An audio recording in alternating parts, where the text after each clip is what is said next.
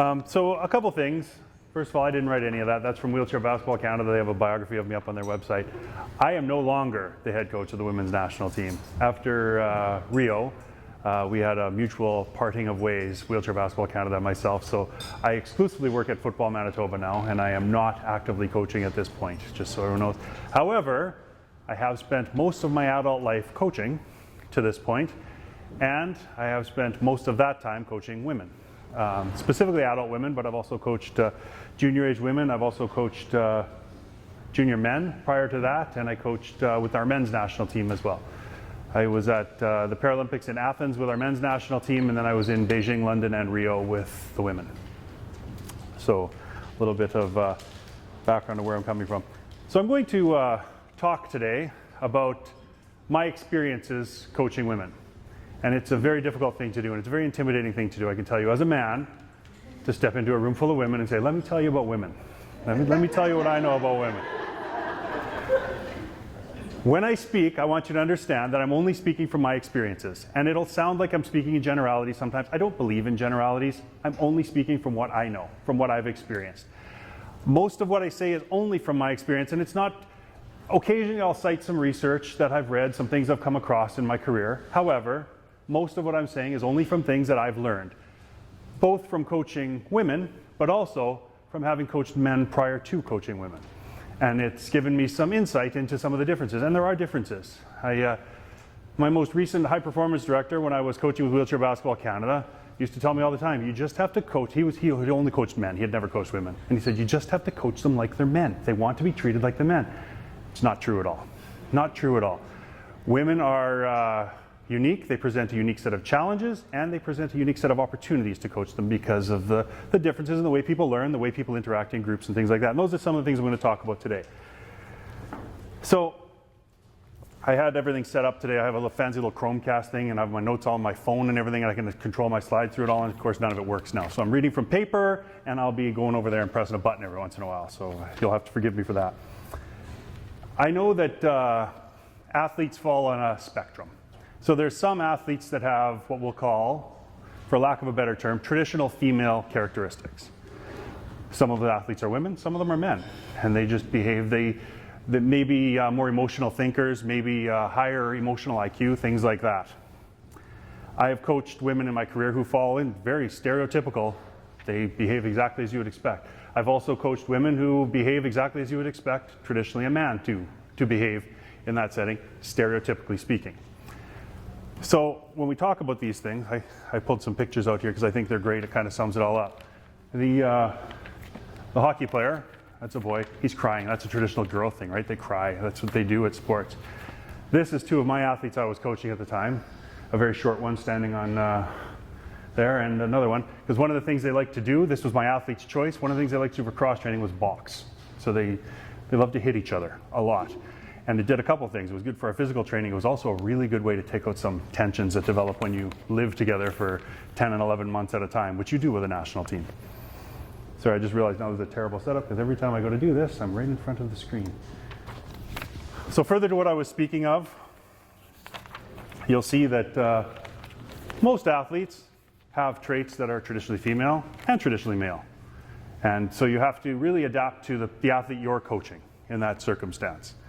There are some who will have extremes, but for the most part, identify what it is you're working with. Some of what I'm going to say today is going to be things that will be pearls of wisdom that will change your life, probably not. But they're things that you can take and you can use in your coaching careers if you're a coach or as an athlete or whatever it is your involvement is in sport. Some you can completely disregard because they won't work with your group.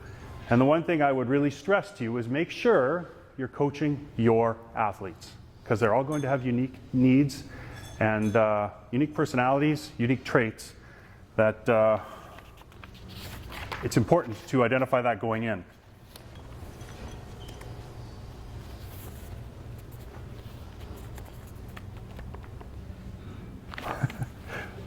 That could prove to be a little bit of a problem. We'll see what happens with that.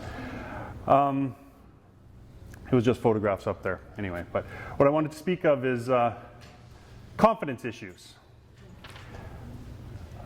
One thing that I found with my athletes a lot of times is they tend to internalize criticism. When you speak in a group setting especially, I coach basketball, it's a team sport. Sometimes there's not a lot of seconds available to give that feedback. So I would say things that I had learned early in my coaching career, like, you know what, we need to box out better. We need to be better on the boards. And inevitably, I would have 2 or 3 athletes in the circle who are looking at the people next to them, see, he's talking to you. You need to box out better. You're the one who's letting us down right now. And then there'd be another 1 or 2 athletes at the other side of the room sitting there looking at, oh God, coach hates me because I don't box out. This is terrible. He's talking just to me right now. It's important that you understand that some athletes are going to internalize that criticism, and some just don't like to be spoken to in a general sense like that. A skill I learned later on, a trick I learned in some of these situations was when the need arose and I had to give specific feedback to an athlete, I would call a timeout. And my assistant coach and I worked together for over 10 years, so we got to be very good at reading off one another. So there'd be a situation, I would say, Michael, you have the huddle, and I would pull a specific athlete aside, or 2 athletes, and I would talk to them about what I need. Sally, I need you to box out better, okay? And that was a better approach than speaking in generalities and offering the opportunity for people to interpret your feedback in all the wrong ways. Some athletes don't like to be singled out with negative criticism. Some don't like to be singled out with positive feedback either. Some athletes just don't want to be singled out in front of the group. So learn that of your athletes and keep that in mind as you speak to them. So you don't put them in uncomfortable situations and create situations where they hear what you say and make up their own meaning for it, which happens sometimes. I'm going to give up on showing you pictures. Sorry about that.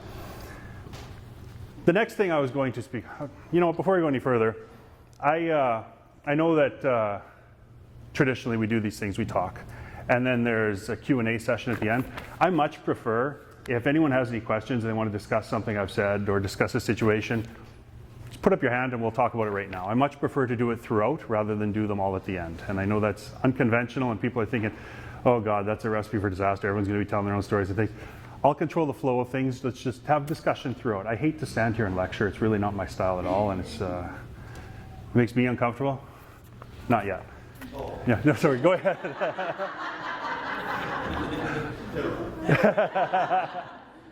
Did you have a question? Please.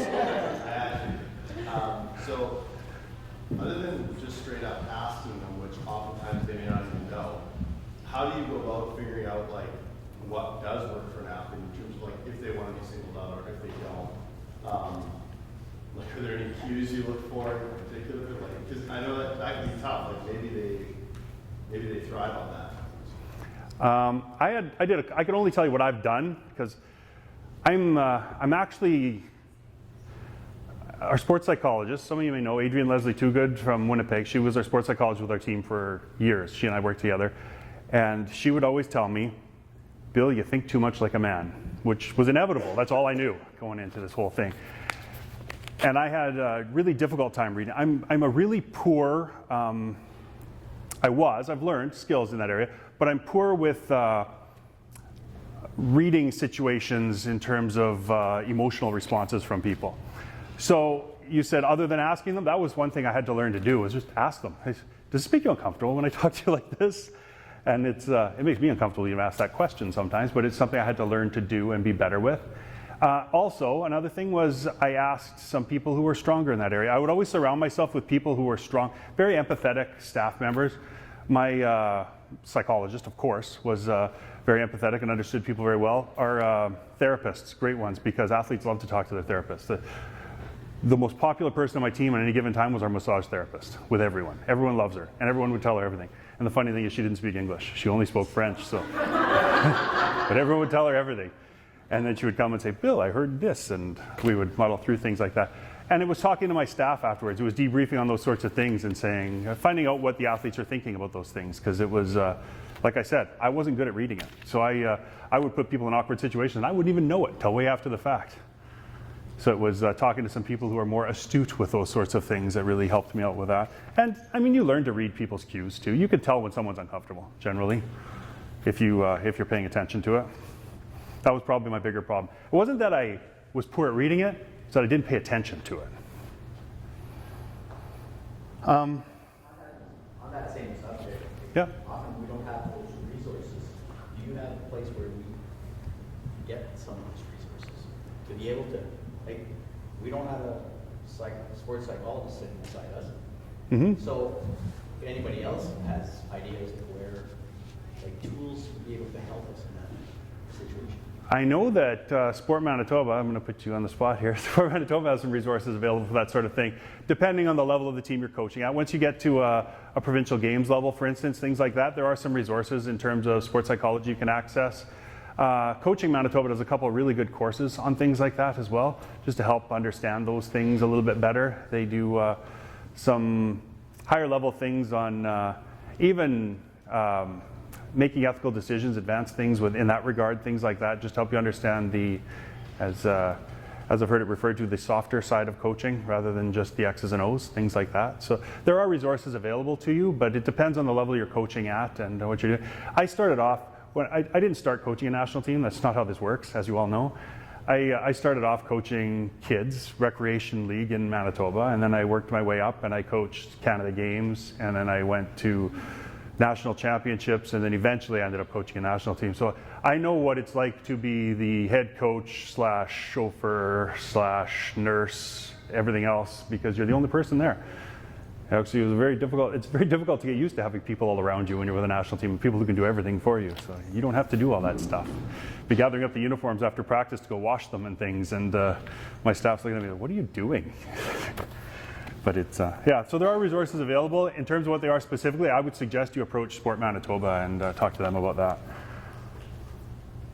I can tell you what's available for football because that's what I know now. The next thing I was going to speak of is further onto confidence issues. I was going to talk to you about momentum swings. And one thing I learned with my women's team as opposed to the other teams I'd coached before that is momentum swings tended to become very pronounced very quickly. Instead of 4 and 6 point runs, which is, basketball is a game of runs, it's always about who scored the last couple baskets. I found that with the women's team, it would become 10 and 12 and 14 point runs very quickly, usually in the wrong way. When things went badly, they tended to go very badly. And we actually started talking about it in our team. We called it "Here we go again" syndrome, and it's a problem. It was a problem.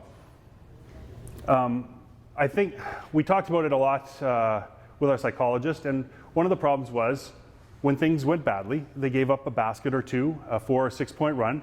Some of my athletes would let fear set in. They got scared. I don't want to fail. I don't want this to go so badly. And when you do that, physiologically, you respond by tensing up, and things go badly. And then you get more scared, and then you get more tense, and then things go even worse. Some of the things we started to do to help to alleviate that situation a little bit is a lot more purposeful in our planning around that sort of stuff. So I would actually make a list of 3 things we would do to control runs from the other team. And they were very specific, and we would talk about them in practice with the team so they were aware, so that they felt they had confidence that there's a plan B. If things aren't going well right now, there is a plan B, something else we can do. And it may be something as simple as the first thing, it's a general practice in basketball. If things are going badly, you call a timeout. Sometimes you're not able to do that. Sometimes the situation of the game dictates you can't call a timeout. Because in international basketball, you can only call a timeout on a dead ball when your team has possession. And that's sometimes when the other team's scoring a lot, that doesn't happen frequently enough for you, and things go badly. So we also had other plans. We would say, you know what? If ever you feel that things are going really badly for the team, we had certain players on the team, we designated they had the right to take a foul. They could stop the play by taking a foul. And then at that point, we can stop, the team can talk together on the court while someone shoots a free throw or while the ball is dead, or we can call a timeout after a foul, things like that. But we only gave that right to a couple players because we couldn't afford to have people fouling every second play because they thought, oh God, things are going bad again, wow. You don't want to be that team either. But we had that sort of thing in place. We had plans like that. And we had plans as to, I spoke before about how one of our staff would speak to a specific athlete in certain situations. We had those plans laid out ahead of time too. We knew if things are going really badly, we had one athlete who didn't start games very well. She was really good coming off the bench, but didn't start games very well. But sometimes, because wheelchair basketball is a very complicated classification system, we had to start certain athletes because you have to have a certain number of points on the floor, and athletes are worth different point values based on their functional ability. So there were some situations where we have this athlete was 1.5 points, and you can only have 14 on the court. So we had to have her out there to start a game sometimes, depending on what happened. So we would have plans in place. Okay, if this happens, when she comes off the court, you're going to talk to her, or I'm going to talk to her in this situation. And anytime there's a dead ball, we would make sure that a certain person was always bringing her water to her so they could say a few words to reassure her in those situations, just to try and stop things from snowballing out of control. And we also would we would try and build in breaks where we could. So at a quarter time, you had a 1 minute break at quarter time. So we would sub her out with 35 seconds left before the end of the quarter. And 35 seconds in basketball, for those of you who watch the NBA, it's like 15 minutes. So it's a long time. You can stretch that out, make it like a 10-minute break rather than 1 minute. And so you can actually have your athletes give her a chance to mentally decompress. Because I really truly believe with that athlete in particular, it was the mental load that was getting to her a little bit in those situations. So we did some things like that. We also were very purposeful in our planning and practice. And when I say that, it was around mental skills mostly. So when we would do things like shoot free throws, I don't think it's logged into the Wi-Fi properly, Kyle. When we would do things like or free throws rather, we would have a mental skill component. So we would do a visualization while we're shooting free throws. And we would talk about that. We always had 3 areas of focus on any drill we did. Any exercise we did in practice involved 3 areas of focus. And we would talk about it beforehand and we would debrief right after. And it only takes 30 seconds to do the introduction and the debrief, but we would always build in a mental skill component. Sometimes it was visualization, sometimes it was communication. Hey, you know what? While you're wheeling these 3 laps around the gym, find a partner and communicate about things. It's, hey, talk about what we just did in the last drill. Or it was, while you're shooting free throws, practice communicating how you're going to box out, the opposition on this particular free throw, and things like that. So we were always building in things to help them be aware. Another thing we did, which was fantastic, I really enjoyed, was we had relaxation apps that Adrian had recommended for us actually, and you could get it on your phone, no problem, and it basically just showed you your breathing rate, how you're breathing right now versus how you should be breathing. And usually you find when you get in those stressful situations, you breathe more quickly. You start to breathe shallow and quickly. So when we were doing things in practice, we would have the whole team lined up watching one person shoot free throws, which is a very stressful situation for an athlete. And while that was happening, we would have them use this app so they could actually visually see the physiological effect that was having on them. Yep? Do you mind sharing what those apps were? The one that I remember off the top of my head is called Breathe to Relax. It's the number 2, not the word 2. But if you search for breathing apps on any online store, hey, well done. He's not just a pretty face, ladies and gentlemen. That's why I wear this. He's the furthest thing from a pretty face.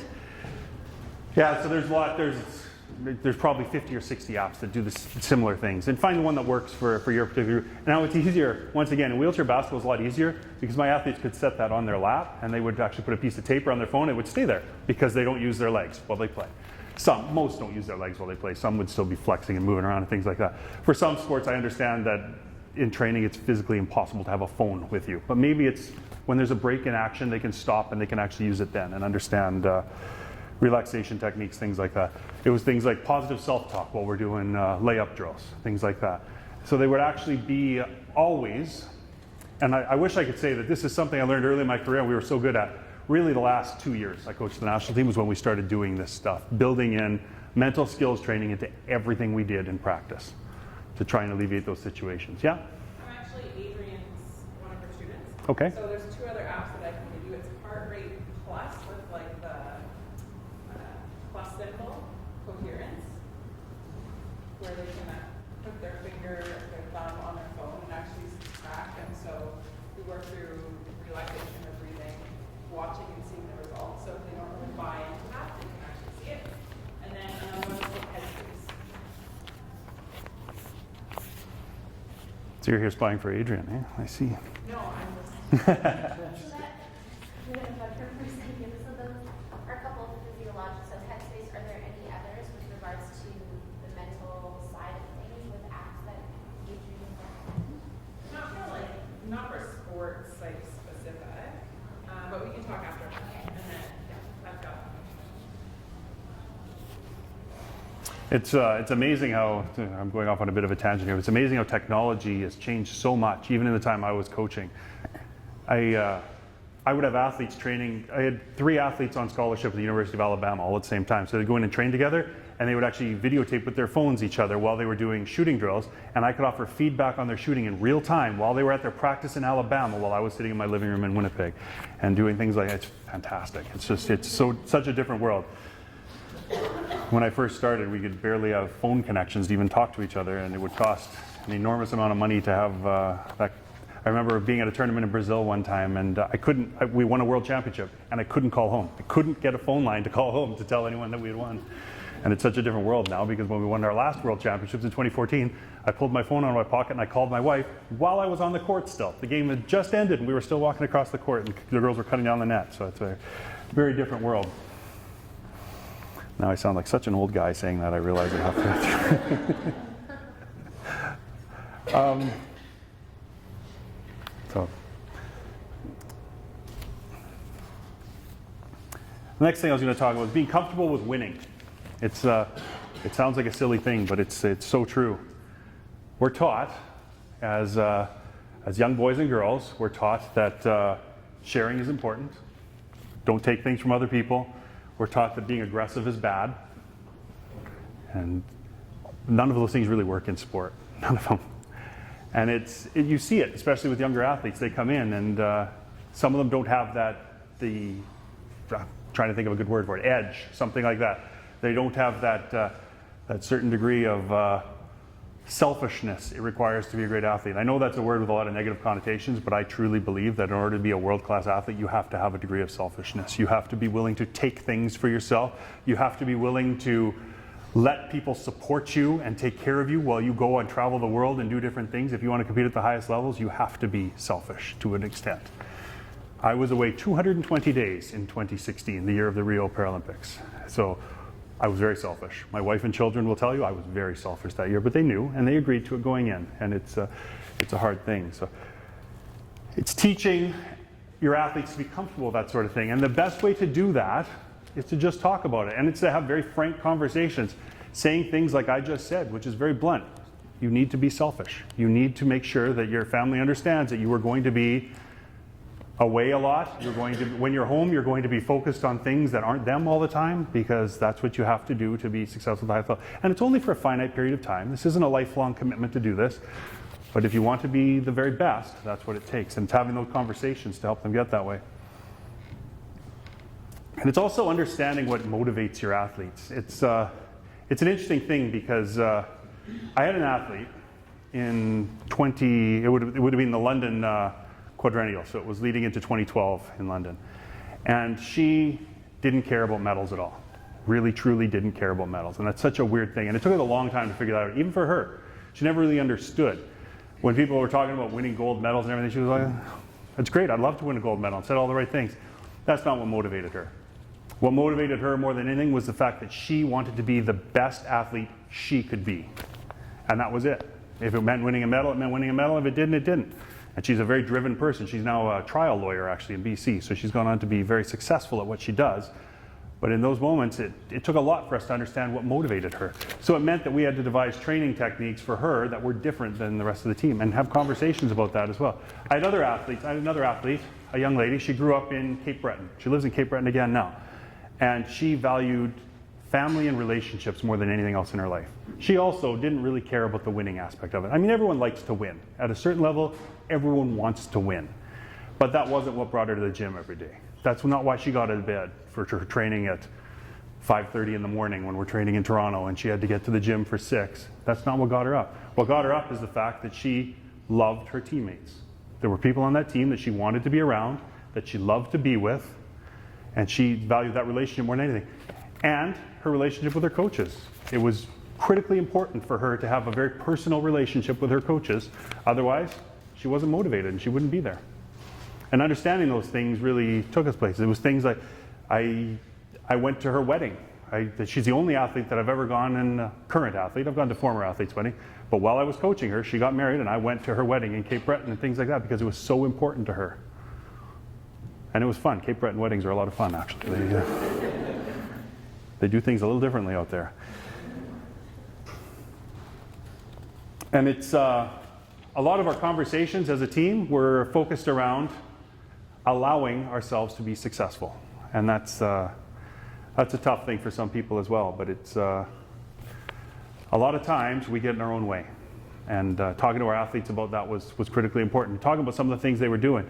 They were putting up obstacles for themselves. And it's subconsciously a lot of times, but success is a hard thing. It is. Being a champion, being the very best in the world at something is a very hard thing. It's a very heavy load to bear.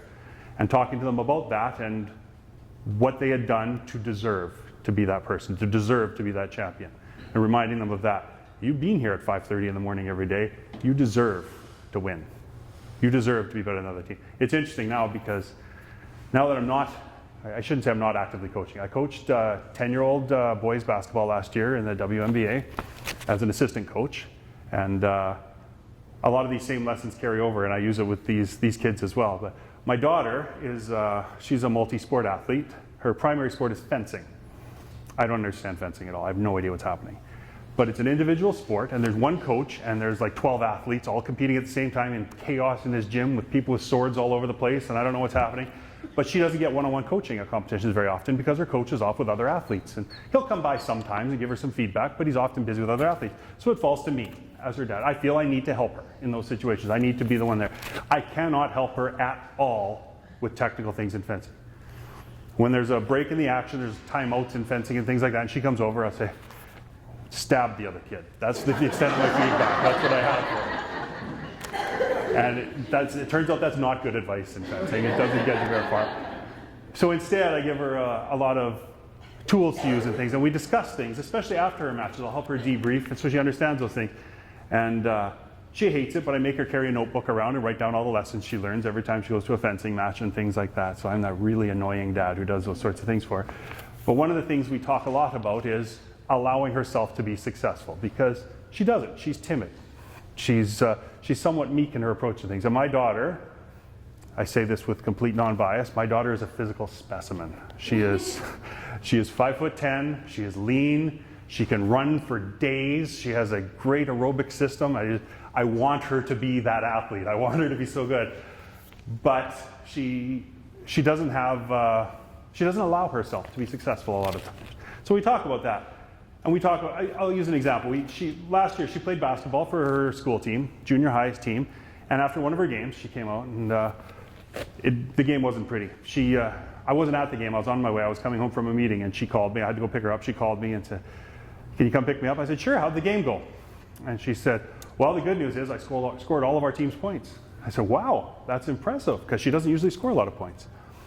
She said, "Yeah, I hit one free throw." They lost 51-1. And I picked her up and we were talking in the car and she said, "Yeah, I hate the fact that they beat us so badly." And I said, "Okay, so how often do they train?" And she said, "Well, they play in the Phil-Can League and they play at the school league and everything, so they train probably 5 or 6 days a week." And they actually started, this is 13-year-old girls, they just started a weight training program at this particular school, and they were working on a lot of things like that.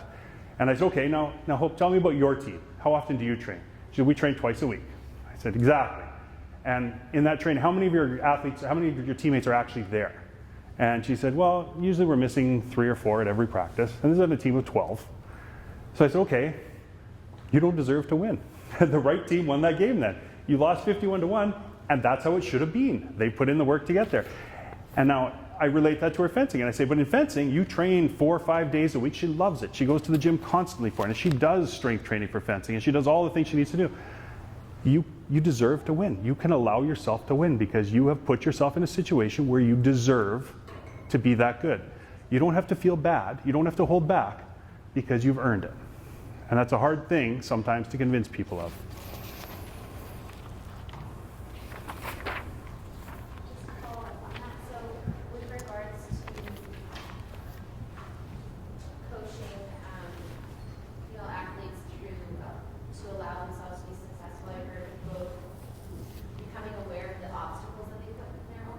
Mm-hmm. Like, I'm assuming kind of being strategic about that and Yep. focusing that, and then also reminding them of what they're doing to deserve it and to earn it. Was there any other kind of strategy for coaching, athletes through that, or those two things? I mean, sometimes it goes well beyond my abilities. This is where I was lucky to have someone like Adrian involved, because sometimes those confidence issues go beyond my abilities as a coach, and I would take advice from from our psychologist. And Adrian was fantastic because not only is she a mental trainer, as they call them, sports psychologist, she's also a clinical psychologist. So she had some really good insight into things. And Adrian is the most fantastic person I ever worked with. So she helped me so much. And you can tell I said that. Write that down.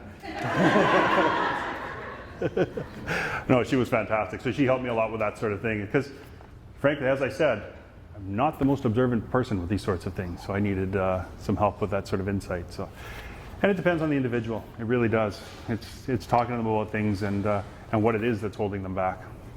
It's amazing, if you actually consider it, how many times it's actually the only obstacle in our way between us and success is us. It's amazing how many times that happens. And we always come up with excuses. Well, no, it's because of this, it's because of that. No, usually it's because of something we've created. And that means we're the ones who have to remove it. So I know that's kind of a vague answer. It doesn't really help you specifically, but I wanted to talk to you a little bit about being afraid of embarrassment. This is something I discovered in the years I coached the women's team. It was a problem a lot of times. And you know, to be honest, it was also a big problem with the senior men's team I coached a lot of times. Junior men, not at all. They don't care. They would just go out and do. You could tell them, hey, you know what? I think it'll help this team if right now you go to center court, you spin in circles 12 times, and you bark like a dog the whole time. And I have the 19-year-old kid look at me, okay, and off you went. And he's out there spinning around barking like a dog. So it's a very different approach with them. And this, being afraid of embarrassment, we had a phrase leading into Rio. We talked about, I had a little video prepared for us and everything. The expression was fail harder, and allowing ourselves to try things there's a good chance of failure. In practice settings, but also in game settings. Because the interesting thing with a national team is you play piles and piles and piles of games over the course of a year. And like 4 of them matter. The rest of them are just things you do to prepare for those 4 games, 6 games, whatever it works out to be. And that's true for 2 years in my sport because our qualifiers weren't very tough. Qualifying out of the America zone, North and South America, wasn't hard for us. We would beat teams, like we'd beat the Argentinian team by 80 points when we played them. It wasn't a tough game. We'd have a good game with the Americans, an all right game with Brazil and Mexico, although we would still beat them pretty handily.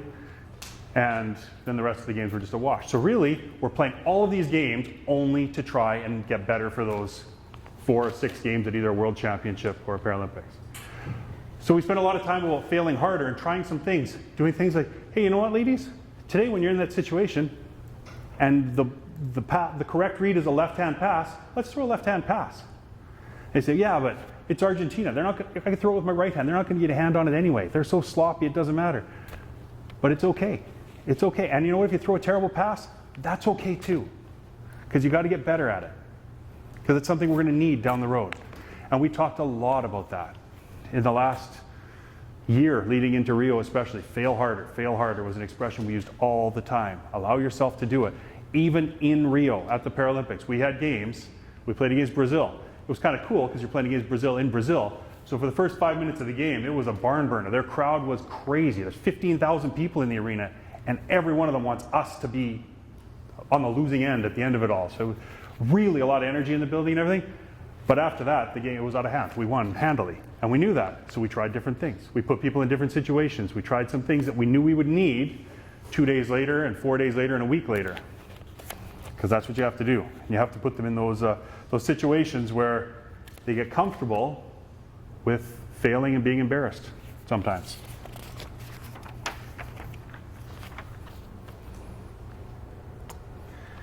This is my favorite topic of them all, physical concerns.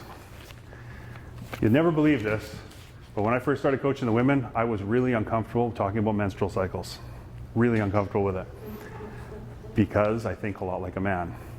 I had no idea the impact that can have on women, especially in a team sport. And it does. It has a profound impact. There was cycles align. As you know, when you're together over long periods of time, we train together between 9 and 11 months every year. Cycles aligned, and there would be 2 or 3 days every month where my athletes would call them sandy days. And I never knew what that meant. And I won't tell you exactly why they called it that, because it's offensive, but they came up with a creative way to do that. But those sandy days were essentially the days when we expected that some people would not be feeling well, some people would have cramping, some people would have a headache, some people would not be terribly motivated, some people would just be a little ornery. And so I ignored that for the 8 years I was head coach of the women's national team. I ignored it for 7 of them. I just wanted nothing to do with that. And we just dealt with it as it came up. Leading into Rio, we were a lot more purposeful around this thing. One of my assistant coaches, I had 2 assistant coaches, one was a male, one was female. My female assistant coach came to me and said, you know what, this is an issue. It's affecting the way we can train, the way we prepare. And looking at a calendar, she had mapped it all out for me, it happens right in the middle of the Paralympics. We're going to have these days, we're going to have 2 days where people are going to have to, you can't take the day off because you don't feel well. That's what it comes down to. So we talked a lot about that. We were purposeful in our planning around it. And it's hard. Those days we made sure that maybe we didn't put some people in small group activities, for instance, because maybe it wasn't the best situation and they just weren't feeling well. They're going to be a little bit short, a little bit more difficult in those situations because they're not feeling well. And I completely understand that. I started doing some reading around this issue, and there's some recent research that shows it can affect neuromuscular responses at that particular time. It can affect flexibility, and some believe that it increases the risk of tendon tear, including ACLs. And this is all around menstrual cycles. I had no idea, because I think like a man. So we started to talk a lot more about that as well and worked with our physiologists on things like, how can we minimize risk? Because the last thing I want is to put someone a month out of the Paralympics and get them injured because I've been ignoring something that obviously physiologically affects my team, psychologically affects your team. So it was being a little bit more purposeful around that sort of thing as well, which anticipating, adapting, and planning. That's a theme for most of the things I speak of. When I talk about my team, it's being purposeful and planning around what you do. So funny asking you about this. I feel even funnier answering, so. Is there any kind of research that you can point us to, like a resource that would talk about cycle and just sort of what you were just indicating in terms of, especially when I think of injury prevention. There's some very recent research, especially on ACLs. There's been a lot of research. Women, for whatever reason, female athletes suffer ACL injuries at a really high rate. And so there's been a lot of research into that, and this is actually one of the theories is around menstrual cycle and how it affects elasticity of tendons at particular times. There's a lot of research on that. I didn't bring anything. When I say I did research on this, I did the kind of research my kids do. I typed it into Google and read the articles that came up. So it's I'm far from a scientific approach to this sort of thing, but I'm sure you can find those things the same way I did. This is the most interesting thing to me about working with a women's team as opposed to a men's team. When I coached with our men's team, our junior men's team, we won a world championship in 2001, and it was a great event. It was in Brazil as well, and we played against Brazil in the round robin, and we lost. And then we ended up playing Brazil again in the gold medal game. And our head coach, his mother passed away in the middle of the tournament, so he had to go home, and it was just an emotional mess, the whole tournament. And it was a great experience. Now I'm going off on a tangent again. But one of the reasons we won that tournament, probably the primary reason we won that, we had the best player in the world on our team. He's still playing. He's 40 years old now, and he's still playing wheelchair basketball, and he's the Wayne Gretzky of wheelchair basketball. He is, without a doubt, the greatest player who's ever played. Patrick Anderson's his name, and he was just fantastic. And the other players on the team loved him. He was a bit of a social misfit. He was always off on his own doing his own thing. He's a much different man now. He's matured, and he has a couple of kids, and he's married now, and he's a very social man, very approachable. But at that time, he was discovering himself. I don't know what the phrase is for it, but he was a social misfit. And the other players on the team loved him. And you know why they loved him? Because they're boys, and he's good. That's what it came down to. He could help them win, and that's all they needed. You know what? He burned down my house and he stole my car, but he's got a good jump shot, so I can get by it. Whereas with women's teams, it's a little bit different. It's less of a hierarchy like it is with the men's team. And I'll show you. I actually have a couple quotes from different experts in this area, and there's a lot of research on this as well. But women view teams more as a web. It's more complicated. They need the relationship first, before you can be successful. With men, it's very much, if you're good, you're my friend, or I want you to be my friend. With women, in an all-women's team sport, it's very much about, you're good and I resent you for it, and I will do everything I can to hold you back because you are not nice to me and you're not my friend. And it's very true in all my experiences, all of them. I told you I coached the best male player in the world. See, people think I have this great coaching resume. It's because I coach very good players. That's what it comes down to. Janet McLaughlin here, at the time when we won our world championship in 2014, when we had my whole coaching career, she was the best female player in the world. And she could score 40, 50 points in a game and barely break a sweat. She was just fantastic. And her team hated her, for the most part. For the first quad, at least. And a lot of that was because I hadn't put the effort into establishing relationships in that team. We had been so focused on X's and O's and doing the things we needed to do, the same approach I would have taken with the men's team, that's where I'd come from. But we didn't spend enough time working on the interpersonal stuff, so they wouldn't allow her to be successful. So her team resented her for it. So there would be instances, I have video from London where teammates would look her off and not pass her the ball when she's wide open in a situation where the correct read is to pass her the ball. And the reason for that is because they didn't like her. That's what it came down to. You looked funny, you know, I gave you the example with boys, or you burned down my house and stole my car. Well, with girls, it was things like, well, you know what? 2 years ago at breakfast, you kind of looked at me sideways, and now I'm not passing you the ball. And it's long. It lasts a long time. Some of the things we did around this, we set up lunch dates. And that was when we were in training together all the time.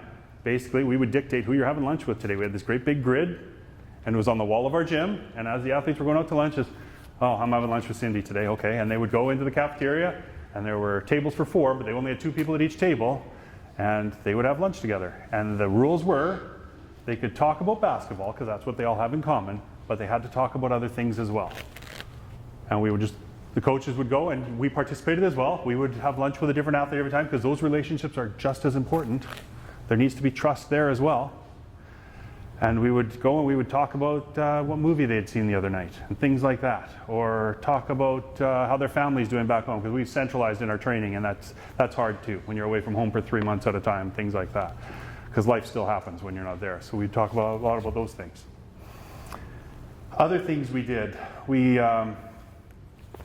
established what we called our noble cause. This was another one of the things Adrian and I had worked very closely on. And this actually, we won a gold medal. We won the World Championship in 2014 in Toronto, which was the cool. We played actually at Maple Leaf Gardens, which is the Mattamy Center now, which for a Canadian kid was the coolest thing ever. And the Australians came in and they said, it's a big deal, it's a hockey rink, who cares? But they didn't get it. We won a gold medal at Maple Leaf Gardens, which was awesome.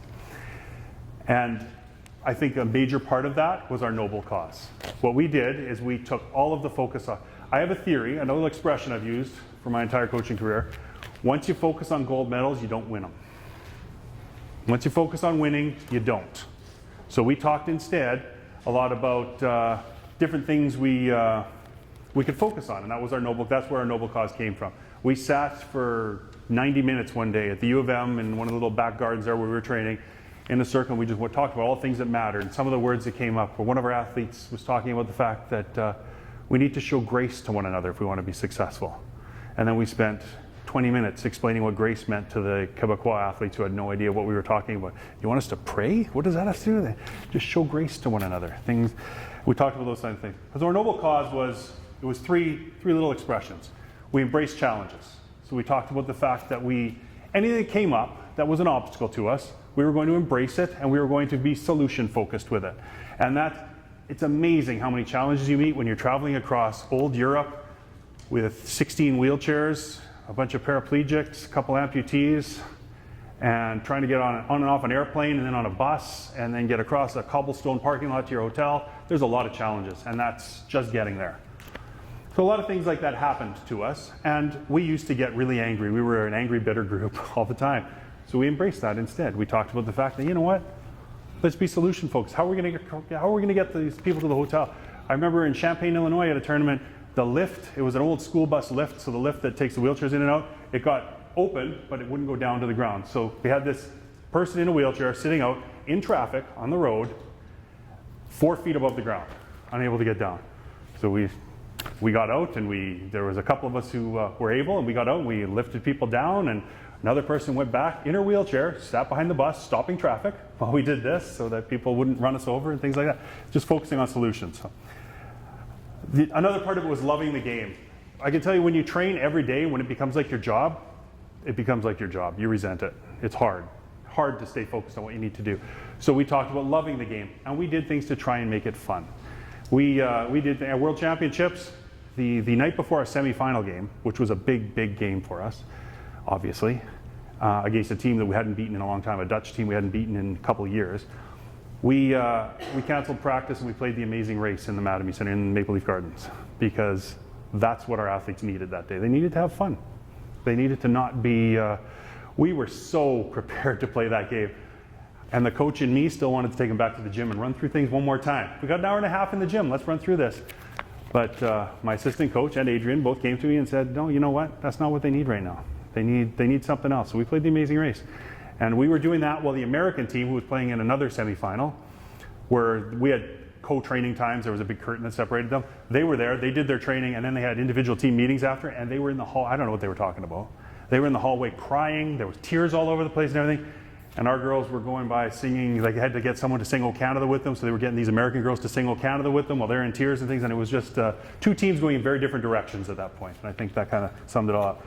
The third part of our noble cause, and I think the single most important thing we did, was we had an expression that was "stay family."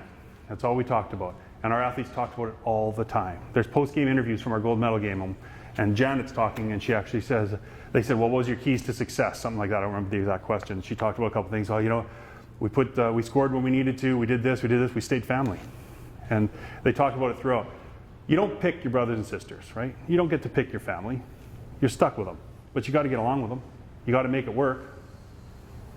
And that's how we looked at it. We conceptualized our team as a family. We don't get to pick the people, that's not true, I get to pick. They don't get to pick the people who are on their team. But they have to get along with them, they have to make it work. So we talked about that all the time. What are you going to do to make it work to stay family? And we focused on those things throughout. The last thing we did, I think I'm going to go way over time here, so I'm going to go as quickly as I can through here now. But we set, instead of having team captains, we set up a leadership group to help with our, taking so long that my computer's turning off. Instead of focusing on captains offering leadership, we focused on individuals on the team who wouldn't traditionally be leaders, but they would be put in that position. So we had an old veteran player on the team who she was a talented player who had been around for a long time, but she didn't really fit in socially with the rest of the group because she was significantly older than most of them. We made her one of the leaders. We pushed her, and she liked to isolate herself a lot of times. She'd go off and read books and things like that instead, which is fine. That's what she needed to do, but she needed to be a part of the team too. So we made her part of our leadership group. We had 2 young athletes who were the ones who would do everything they could to hold Janet back, because it's easy to sit at the back of the room and ridicule someone when they're trying to do the right thing. So we made them leaders too. We put them at the front of the room, then they can't be at the back heckling her. And we made Janet one of our leaders. And I know basketball teams only have 12 people. We had 4 in our leadership group. We had a third of the team, but they're the people we thought we needed in those positions. And we took all the focus off of captains, and we put it on instead on these people running things. And I remember the first time we talked about, we were in a room such as this in Las Vegas at UNLV training, and we had talked about the leadership group. We knew where they were going to be, and they knew who they were. And we walked into the room, and we'd asked everyone to bring their favorite quote or something like that. It was just a meeting around something that inspires them. And we walked into the room and said, okay, everyone's got their quote? Yeah, okay, we're ready to go? All right, team leaders, you got this. And we left. The staff all left. We went and waited out in the hallway. We sat at a little table. I remember sitting out there thinking, oh my God, this could blow up so badly. This could be the worst thing that ever happened. But it went well. We forced them to lead in those instances. So I mentioned I had some quotes. This is Kathy DeBoer, who's a former national volleyball coach from the US. She has a book called Gender and Competition, and it's a really good book. Actually, I read it years ago now, and it's a really good book. Really enjoyed it, but it talks about the the web versus the hierarchy and how women approach teams versus men.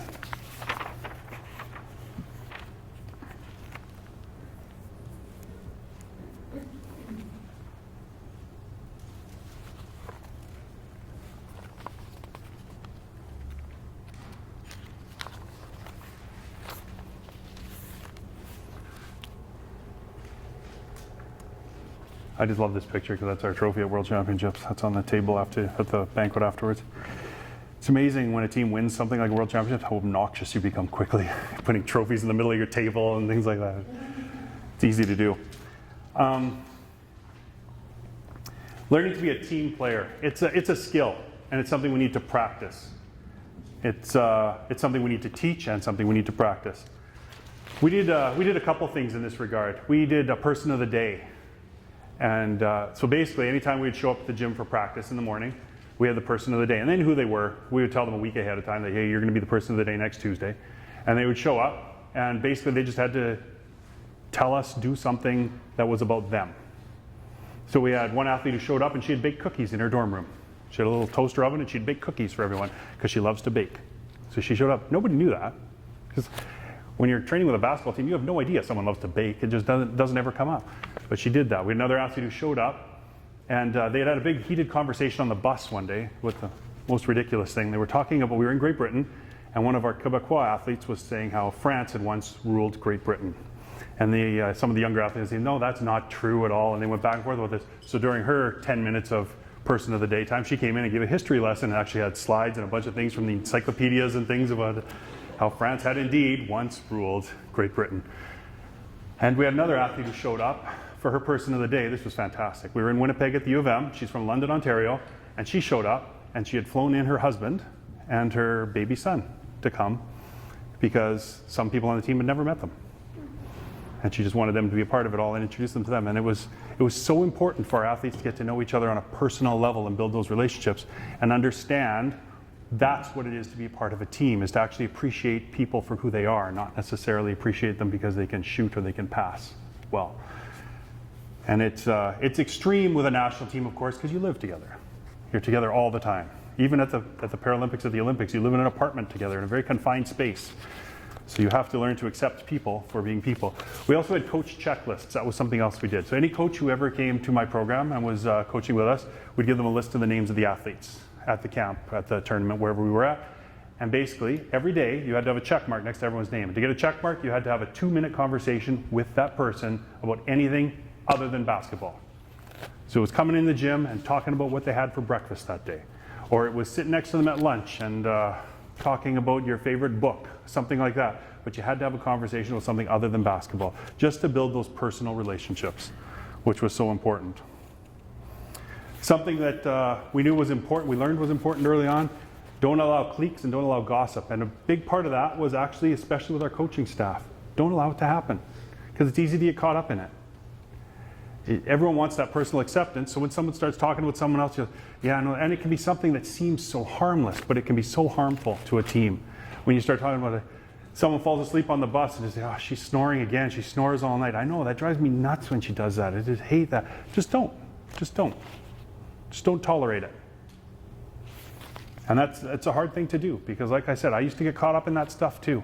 It's so easy when someone starts talking about someone else and you say, this is the one thing we have in common, we can talk about that person right now, but avoiding that at all costs. Difficulty with rankings. This was something that was new to me when I started coaching the women as well. I talked about the fact women generally don't like to, once again I'm speaking in generalities, sorry for that, but they don't like to be singled out. They don't like to be put in that situation where they're going to be removed from the group, either in a positive or a negative way. So things like depth charts that are known, or if you talk about, we had one athlete, for example, who was, she's physically a very, very strong woman. She had shoulders she had the shoulders of an athlete. She was a swimmer, a very high level swimmer before she got into basketball. And one of our coaches used to always make comments about it. Well, if I had shoulders like her and things like that in team meetings, and everyone would laugh and she would kind of smile and everything. And then one day she came to us and said, please don't ever, ever talk about my shoulders in front of the group like that. I hate that. I hate the fact that you do that. Never would have thought of that. Never would have thought that bothered her. But those are the kinds of things that we're singling her out, and rankings do just that. So we did a lot of things to help with that. A lot of it was trying to create cooperative situations in training so they could athletes could work together and not be singled out, and putting athletes of star athletes, if you will, the ones who carry the offensive load, especially on a basketball team, tend to be the ones who get their names on the scoreboard with the big number beside them. They're the ones whose name gets announced by over the PA all the time. They get the newspaper articles written about them and things like that. We would pair them with an athlete who maybe doesn't get all of that attention, but is just as important to team success, because in a team sport, everyone is important. I know it sounds so cliched, but it's so true. It's the people who do the grunt work. As one of our athletes used to say, I'm a tugboat. I get things done around here. And it's true. They're the ones who get it done. So, and encouraging our star athletes to do little things like, if a player's position is paramount in wheelchair basketball. If you can get in someone's way, they can't move laterally around you. So it's far more important than it is in stand-up basketball even. And it's important in stand-up basketball. If someone sets a seal, they get in a defender's way, and an offensive player goes in and scores, that offensive player looks brilliant because they just got a wide open layup. Somehow they got there to the basket, but nobody sees that other player who's just done all the work to make that happen. So we encouraged our star players, just give them a point. Just point at them quickly before you go and do something else. And that meant so much to those other players. It really helped them to feel part of the group and to feel engaged with one another. And once again, it goes back to allowing each other to succeed. They felt better with that player getting all the glory for that basket because they got that acknowledgement that they wanted. They got that, that's on you, that's you, you made that happen.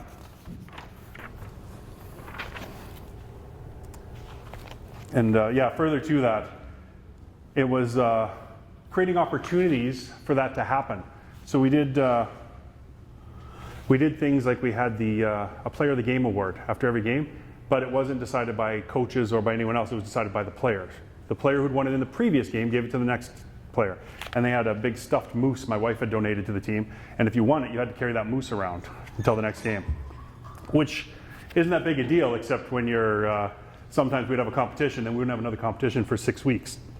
You had to carry this moose around with you for 6 weeks. It was kind of annoying, but that's what they would do. But it gave an opportunity for the star players then to recognize those players, because inevitably it would end up rotating around to your star player. Someone would have a 40-point game, they get the moose.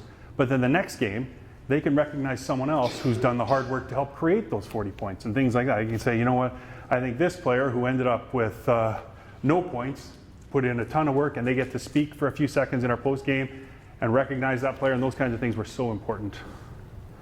And one time they gave it to a player who hadn't played in the game, never got in, never got on the court. But they gave it to her and they said, you know what, I love the energy from our bench today, and I know the person who leads that bench and really gets them going and keeps things up and everything, I want to give it to that person. So the player who had never even gotten on the court ended up getting the award. And it was just so important to us as we move forward. Quick question for you. Yeah. Players and dealing with adults, and I see that. How about your opinion on younger, 10-year-olds having any experience with that? Yes, it's hard because they have a much more simple view of the game, and they're going to give it to the one who scores a lot of points more often than not. You know what happens with adults too? You would end up going, like 3 people would end up with it for 2 or 3 tournaments in a row. I had what I called my moles with my team. I don't know if it would work so well with 10-year-olds. I have an 11-year-old son at home, and I know that he's almost entirely oblivious to things going on around him, but he understands what it is to be a good teammate, and we've talked a lot about that, and I think he would be a good one for this mole situation. I would have a player who I would say, you know what, I think you need to consider this person for the player of the game when it was their turn. I'd say, yeah, it's a good idea, and they would support me with that. But we'd worked so hard on our relationship to get to that point. With kids, I don't know, maybe you have to frame it differently. Maybe you have to find a different approach to it. Maybe it comes from the coaches. Maybe it's your chance to recognize. As a coach, personally speaking, I've found it's me, especially with young girls, it's detrimental. Because you're singling them out. Sad. Yeah. And that's what they remember. They did 5 games or 6 games, I was like 4 weeks or something. I haven't gotten to leave the rink or wherever it might be the rink like they do. Mm-hmm. Absolutely, I can see that being a problem. One of the things I used to do when I coached kids a lot of times was we would actually do not post game, but we'd do post tournament. We would actually recognize everyone for some sort of contribution, and it might be something even silly, like, hey, you know what, this player brought levity and made the team laugh the most, and things like that. But everyone gets recognized then. Everyone gets recognized for something positive they brought to the team. This is something I learned coaching women that's very different from men is women need to understand the why a lot of times more often. So it would be like I used that example earlier where I go spin in circles and bark like a dog. I can say that to the guys. If I said that to women, they'd say, like, okay, I'll do that, coach, but why? Why are we doing that? Like, how does that help us be successful? The best example I can give of this is you do a little team cheer when you break a timeout or anything in basketball, and it was always, I thought it was nice and simple. It's 3-2-1 Canada. That's what we'd always do. And then we had every year we go through quads, 4-year training cycles, but every year it was a different focus. We were going to a qualification or a Worlds or something like that. So we'd talk about this. Cheer, okay, for the rookies in the room, this is what we do, 3-2-1 Canada. Okay, yeah, no problem. And every year it would turn into I had to budget in a 15-minute time frame for this because it would be, well, one of the French athletes would say, why do we say 3-2-1? Why don't we say, I'm going to do it today, I'm going to do it tomorrow? I'd say, I don't know, I never really thought about that. Well, I think we should do that. And why do we count 3-2-1? Why don't we say 1-2-3? Why don't we count the other way? I don't know. I hadn't thought of that either. And it would turn into a 15-minute conversation because they just want to understand why we're doing it. Why does it have to be like this? And so we ended up, I think it was on y va, I don't remember. It was some big multilingual 25-second long expression. I had to like cut my timeouts 20 seconds early to get this cheer in so we could get back on the court. But it was just the understanding of why. And I learned to build that into my planning, that in my planning I had to explain. I had to go into further detail than I was used to doing. But that was, it was necessary, and building that time in to do it because people want to understand. We're time here. I noticed you're making your way to the front. So.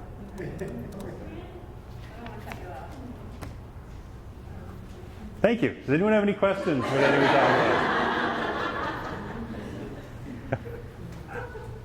No, nothing? That's it? All right. I don't know. They keep inviting me back to these things. I said I haven't coached in 2 years. I think I'm irrelevant now, but they keep inviting me back, so I keep coming. So.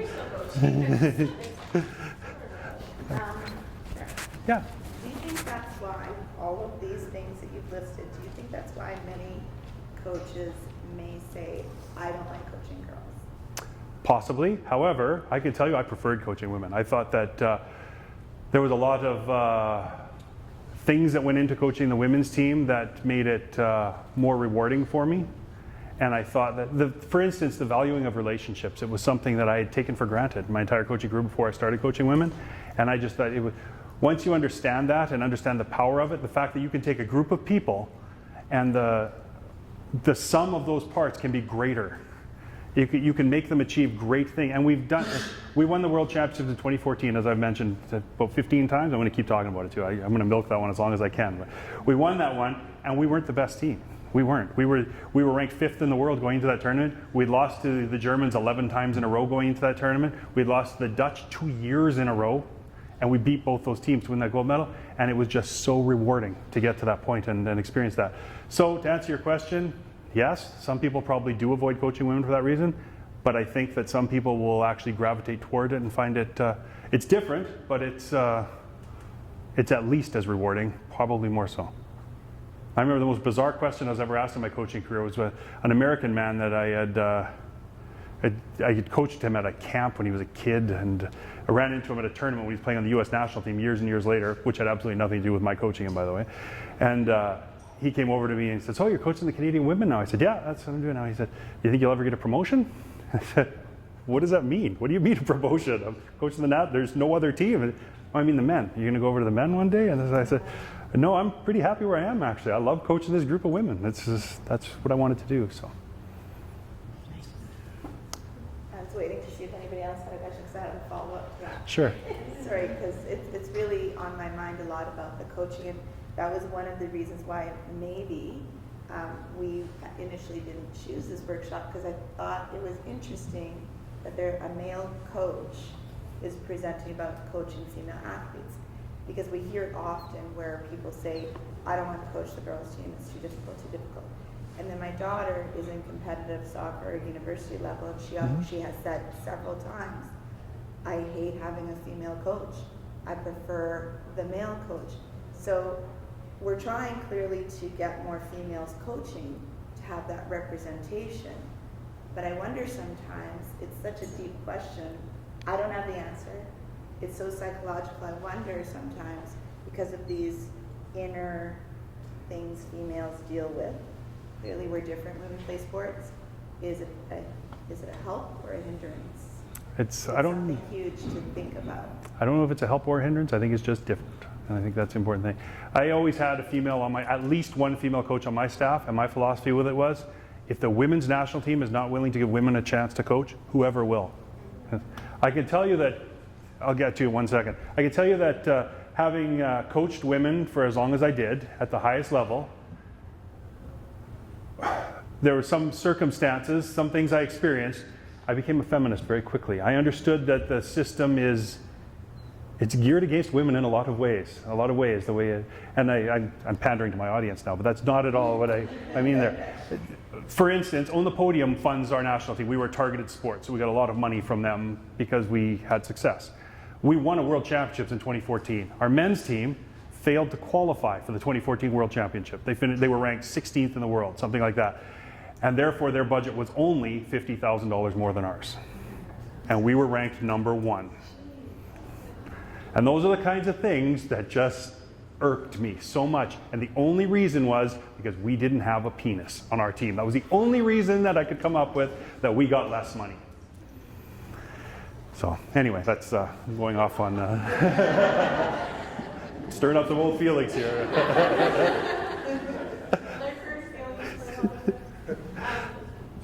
Yes, on the practical coaching side, which might be related to consistency, is that often, like I played, I was on a tennis scholarship down in the US, and time and time again you would see the more qualified, so whether it was a male coach or a female coach, the more qualified coach would be tipping over to the men's team. So I think what is helpful, especially in this area, is to ask what specifically do you like more about the male coach versus the female coach? Because what it could end up revealing is actually a competency level. It's not a male or female thing, but in terms of just who's more qualified and seeking out qualifying our women, like with the opportunities that you're saying, like giving women an opportunity to develop. I think it comes down, most of the time it comes down to opportunity. You'll find that there's less qualified women to do the job only because they've never been given the opportunity to get the experiences to do the job as well. So once again, I go back to my point, if we're not going to give them the opportunity, then who will? Who will? It actually, when I stopped coaching our national team, I strongly recommended my female assistant coach, a young lady from Saskatoon, to take over the team. And they went with a guy from Quebec instead. So. But not that that's a Quebec issue. What's that, Kylo? You want Getting your head off. a little more time? Okay. Just get into it, Kylo. All right. Anyway, on behalf of Sport Manitoba and all the delegates here, Bill, I'd like to thank you for your Thank you very much. presentation today.